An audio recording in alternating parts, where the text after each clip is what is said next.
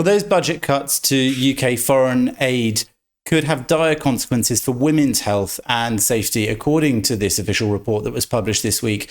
The UK's Foreign, Commonwealth and Development Office, the FCDO, released those plans for the upcoming years, revealing a somewhat increased aid budget, but one that's still well below the pre-2020 levels. And the report serves as a clear warning because they shared this assessment with the International Development Committee, revealing the potential fallout from those budget cuts, saying that the cuts could lead to a scenario where thousands of women face unsafe abortions and maternal mortality rates could rise significantly.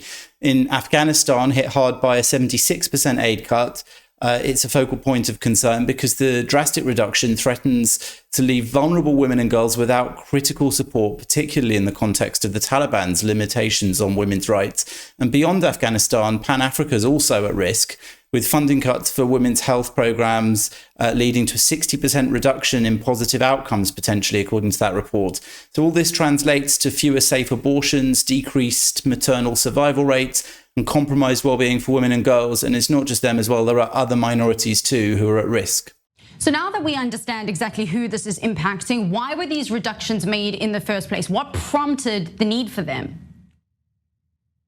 Well, the budget cuts to UK foreign aid were implemented as a result of the government's decision to temporarily reduce the allocation of funds for overseas development assistance, or ODA.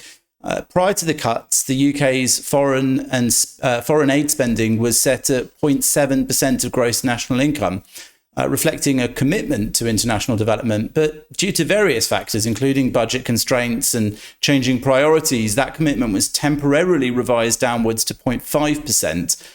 They do say that there could be a glimmer of hope, though, because adjustments have been made to allocate additional funds to critical areas. So Afghanistan's aid, for instance, received a boost of £41 million, and Yemen's allocation saw an increase of £32 million for humanitarian needs. And other regions also received a share of the funds, including support for sexual and reproductive health, as well as for assistance for NGOs aiding the most vulnerable people. And the FCDO say that the prioritisation of aid spending has evolved. UK aid spending in 2021 and beyond has been guided, they say, by two strategies centred on priorities like girls' education, climate change and pandemic response. And a new 10-year aid strategy introduced in May 2022 maintains a geographic focus and emphasises reliable investment and trade. They say empowering women and girls, humanitarian assistance and addressing climate change and global health. But skeptics have argued that these adjustments just won't do. They won't suffice.